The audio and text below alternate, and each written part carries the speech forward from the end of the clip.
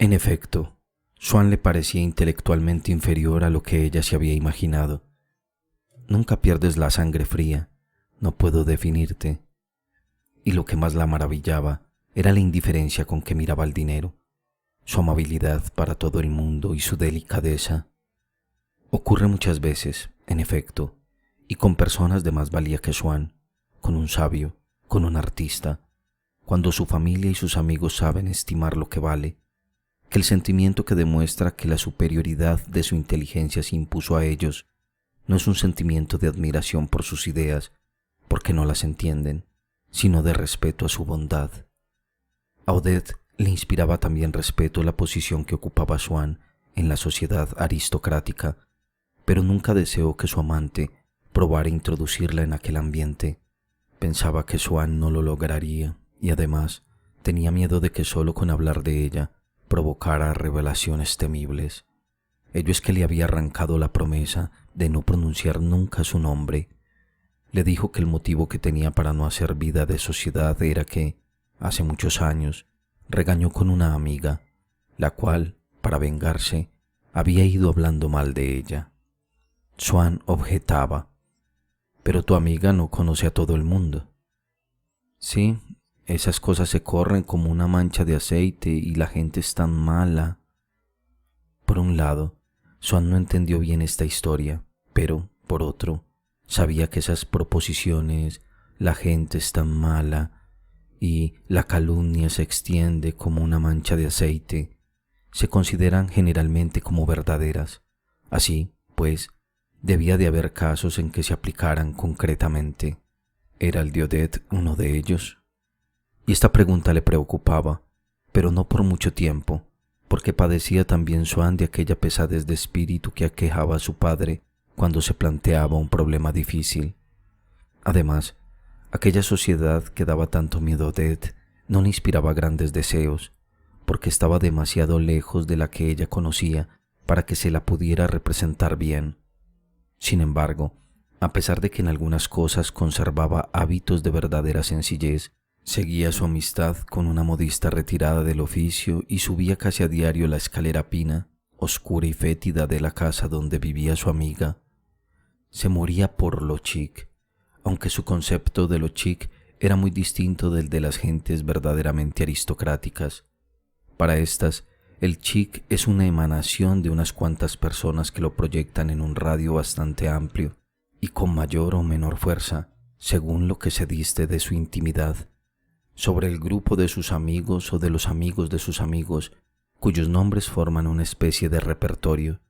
Este repertorio le guardan en la memoria las gentes del gran mundo y tienen respecto a estas materias una erudición de la que sacan un modo de gusto y de tacto especiales. Así que Swan, sin necesidad de apelar a su ciencia del mundo, al leer en un periódico los nombres de los invitados a una comida, podía decir inmediatamente hasta qué punto había sido chic, lo mismo que un hombre culto aprecia por la simple lectura de una frase la calidad literaria de su autor. Pero Odette era de esas personas, muy numerosas, aunque las gentes de la alta sociedad no lo crean, y que se dan en todas las clases sociales, que, como no poseen esas nociones, se imaginan lo chic de modo enteramente distinto, revestido de diversos aspectos según el medio a que pertenezcan, pero teniendo por carácter determinante, ya fuera el chic con el que soñaba Odette, ya fuera el chic ante el cual se inclinaba respetuosamente la señora de Cotat, el de ser directamente accesible a cualquiera. El otro, el de las gentes de la alta sociedad, también lo era, pero a fuerza de tiempo. Odette decía hablando de una persona: «No va más que a los sitios chic». Y cuando Swan le preguntaba qué es lo que quería decir con eso, ella respondía con cierto desdén: «Pues caramba, los sitios chic. Si a tus años voy a tener que enseñarte lo que son los sitios chic, qué sé yo, por ejemplo, los domingos por la mañana, la avenida de la Emperatriz, el paseo de coches del lago a las 5, los jueves el Teatro Eden, los viernes el hipódromo, los bailes». «¿Pero qué bailes?» «Pues los bailes que se dan en París, vamos, Los bailes chic, quiero decir. Ahí tienes ese Harbinger, ese que está con un bolsista. Sí, debes de conocerle. Es uno de los hombres que más se ven en París.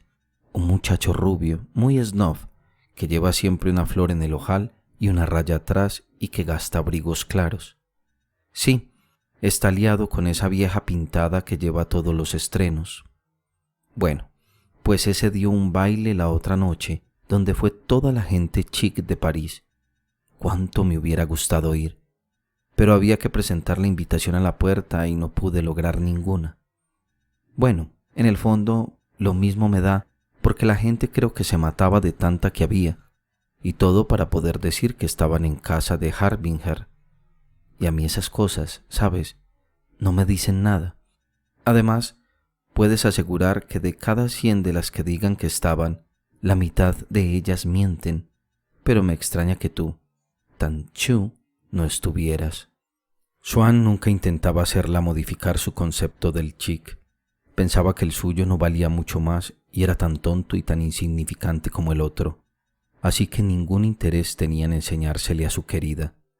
Tanto que cuando ya llevaban meses de relaciones, ella solo se interesaba por las amistades de Swann en cuanto que podían servirla para tener tarjetas de entrada al paso de las carreras, a los concursos hípicos o billetes para los estrenos. Le gustaba que cultivara amistades tan útiles, pero se inclinaba a considerarlas poco chic desde que un día vio por la calle a la marquesa de Villeparisis con un traje de lana negro y una capota con bridas. Pero si parece una acomodadora, una portera vieja. Darling, y es marquesa. Yo no soy marquesa, pero me tendrían que dar mucho dinero para salir disfrazada de ese modo. No comprendía por qué vivía Swann en la casona del muelle de Orleans, que le parecía, sin atreverse a decírselo nunca, indigna de él.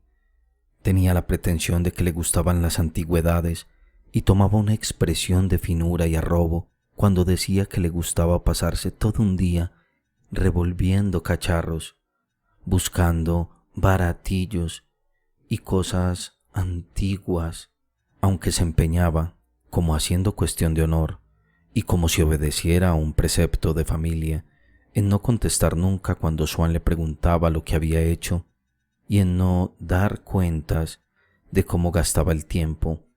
Una vez habló a Swann de una amiga suya que la había invitado y que tenía una casa amueblada toda con muebles de época.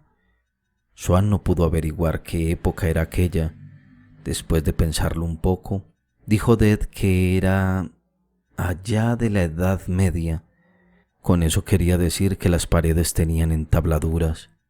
Poco después volvió a hablarle de su amiga y añadió, con el tono vacilante y de estar enterado, con que se citan palabras de una persona que estuvo cenando con uno la noche antes y cuyo nombre era desconocido, pero al que los anfitriones consideraban como persona tan célebre que se da por supuesto que el interlocutor sabe perfectamente de quién se trata. Tiene un comedor del 18.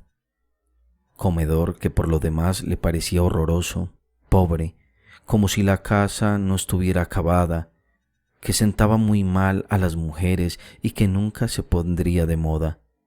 Y volvió a hablar por tercera vez de aquel comedor, mostrando a Swann las señas del artista que lo hizo, diciéndole que de buena gana le llamaría cuando tuviera dinero para ver si podía hacerle, no uno como aquel de su amiga, sino el que ella soñaba, y que por desgracia no casaba con las proporciones de su hotelito, con altos aparadores, muebles renacimiento y chimeneas como las del castillo de Blois.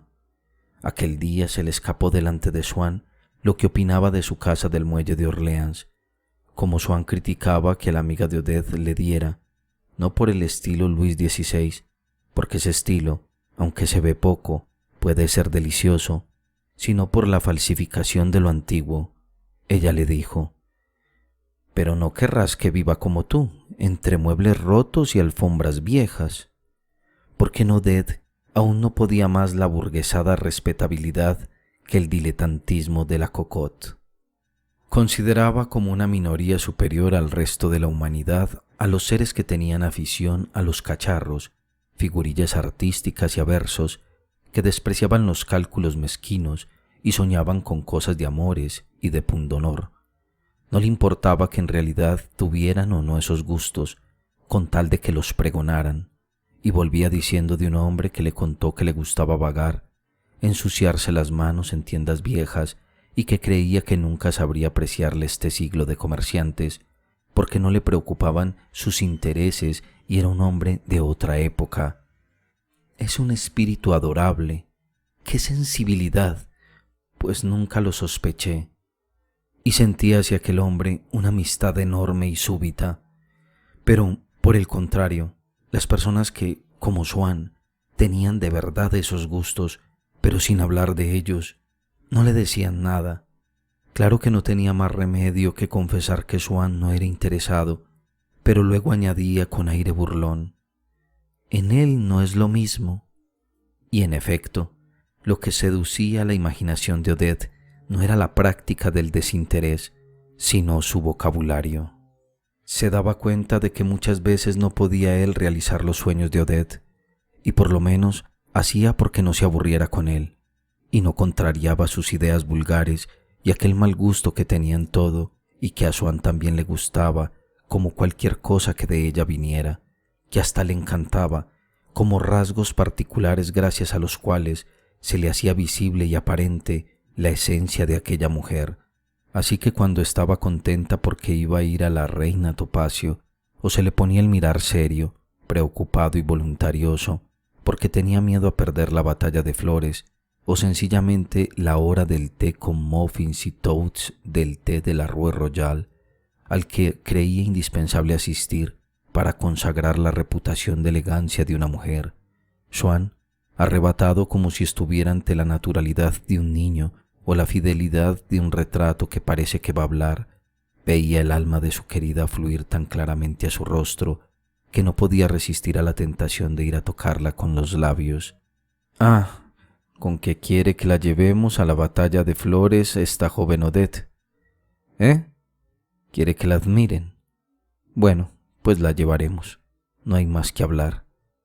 Como Swann era un poco corto de vista, tuvo que resignarse a gastar lentes para estar en casa y a adoptar para afuera el monóculo que le desfiguraba menos. La primera vez que se le vio puesto, Odette no pudo contener su alegría. «Para un hombre, digan lo que quieran, no hay nada más chic. ¡Qué bien estás así! Pareces un verdadero gentleman. No te falta más que un título», añadió con cierto pesar. Y Swann le gustaba que Odette fuera así, lo mismo que si se hubiera enamorado de una bretona, se habría alegrado de verla con su cofia y de oírle decir que creía en los fantasmas.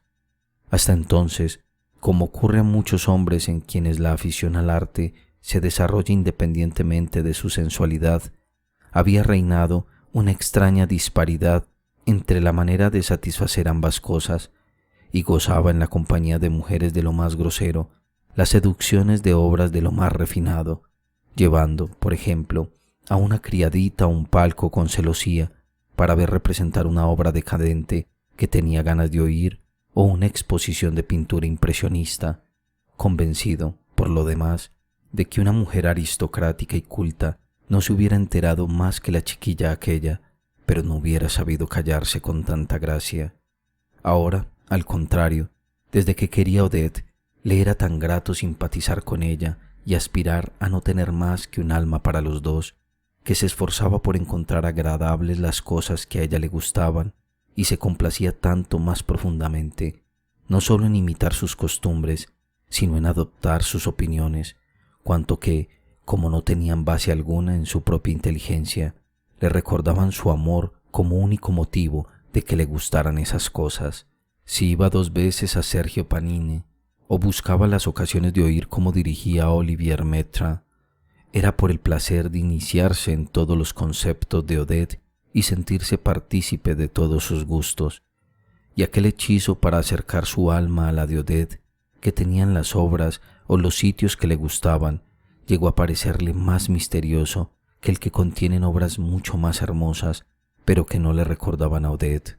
Además, como había ido dejando que flaquearan las creencias intelectuales de su juventud y como su escepticismo de hombre elegante se había extendido hasta ellas, inconscientemente creía, o por lo menos así lo había creído por tanto tiempo que aún lo decía, que los objetos sobre que versan nuestros gustos artísticos no tienen en sí valor absoluto, sino que todo es cuestión de época y lugar, y depende de las modas, las más vulgares de las cuales valen lo mismo que las que pasan por más distinguidas. Y como juzgaba que la importancia que Odette atribuía a tener entrada para el barnizado de los cuadros de la exposición no era en sí misma más ridícula que el placer que sentía él en otro tiempo, cuando almorzaba con el príncipe de Gales, parecíale que la admiración que profesaba Odette por Montecarlo o por el Rigi no era más absurda que la afición suya a Holanda, que Odette se figuraba como un país muy feo, o a Versalles, que a Odette se le antojaba muy triste, y se abstenía de ir a esos sitios porque le gustaba decirse que lo hacía por ella y que no quería sentir ni querer más que con ella lo que ella sintiera y amara. Le gustaba, como todo lo que rodeaba a Odette, la casa de los Verdugo, que no era en cierta manera más que un modo de verla y hablarla. Allí, como en el fondo de todas las diversiones, comidas, música, juegos, cenas con disfraz, días de campo, noches de teatro, y hasta en las pocas noches de gran gala de la casa, estaba presente Odette, veía a Odette, hablaba con Odette, don inestimable que los Verdugo hacían a Swann al invitarle, y se encontraba mejor que en parte alguna en el cogollito, al que hacía por atribuir méritos reales, porque así se imaginaba que formaría parte de él por gusto toda su vida, y como no se atrevía a decirse que querría a Odette eternamente, por lo menos le gustaba suponer que se trataría siempre con los Verdugo, proposición esta que a priori despertaba menos objeciones por parte de su inteligencia, y de ese modo se figuraba un porvenir en el que veía a Odette a diario, lo cual no era exactamente lo mismo que quererla siempre, pero, por el momento, y mientras que la quería, creer que no se quedaría un día sin verla era ya bastante para él. ¡Qué ambiente tan delicioso!, se decía Swann. Esa es la vida de verdad, la que se hace en esa casa. Hay allí más talento y más amor al arte que en las grandes casas aristocráticas. Y cuánto y qué sinceramente le gustan a la señora de Verdugo la música y la pintura. Claro que, a veces, exagera de un modo un tanto ridículo, pero siente tal pasión por las obras de arte y hace tanto por agradar a los artistas. No tiene idea de lo que es la gente de la aristocracia, pero también es verdad que los aristócratas se forman igualmente una idea muy falsa de los ambientes artísticos. Y quizás sea porque yo no voy a buscar en la conversación satisfacción de grandes necesidades intelectuales, pero el caso es que paso buenos ratos con Cottard, aunque haga unos chistes estúpidos. El pintor, cuando se pone pretencioso y quiere deslumbrar a la gente, es desagradable, pero como talento es de los mejores que yo conozco. Y, además, hay allí tanta libertad, cada cual hace lo que quiere sin la menor sujeción, sin ninguna etiqueta, y el derroche de buen humor que se gasta a diario en esa casa, decididamente me parece que, a no ser en casos muy raros, no iré más que allí, y me iré formando mis costumbres y mi vida en ese ambiente. Y como las cualidades que Swann consideraba intrínsecas de los Verdugo no eran más que el reflejo que proyectaban sobre sus personas los placeres que disfrutó Swann en aquella casa durante sus amores con Odette, resultaba que, cuanto más vivos, más profundos y más serios eran aquellos placeres, más serias, más profundas y más vivas eran las prendas con que adornaba Swann a los Verdugo. La señora de Verdugo dio muchas veces a Swann lo único que él llamaba felicidad. Una noche se sentía agitado e irritado con Odette, porque su querida había hablado con cual invitado más que con tal otro. No se atrevía a ser él quien tomara la iniciativa de preguntar a Odette si saldrían juntos, y entonces la señora de Verdugo era portadora de paz y alegría, diciendo espontáneamente: «Odette, usted se marcha con el señor Swann, ¿verdad?».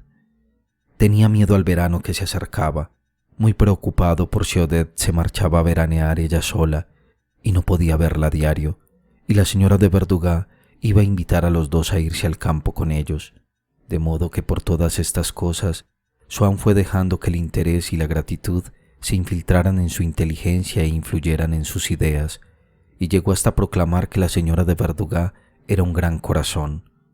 Un antiguo compañero suyo de la escuela del Vaux le hablaba de una persona exquisita o de gran mérito, y Swann respondía: «Prefiero 1000 veces los Verdugas», y con solemnidad, en el Nueva, decía: «Son seres magnánimos, y en este mundo, en el fondo, lo único que importa y que nos distingue es la magnanimidad. ¿Sabes? Para mí, ya no hay más que 2 clases de personas, los magnánimos y los que no lo son. He llegado ya a una edad en que hay que abanderarse y decidir para siempre a quienes vamos a querer y a quienes vamos a desdeñar, y atenerse a los que queremos sin separarse nunca de ellos, para compensar el tiempo que hemos malgastado con los demás.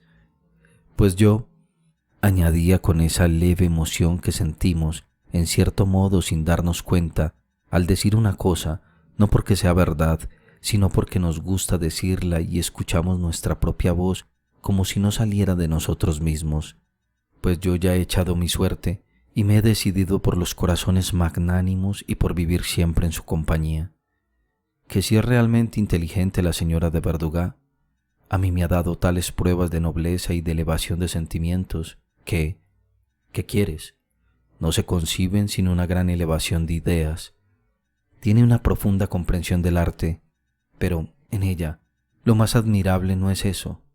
Hay cositas exquisitas, ingeniosamente buenas, que ha hecho por mí, una atención genial, un ademán de sublime familiaridad, que revelan una comprensión de la vida mucho más honda que todos los tratados de filosofía.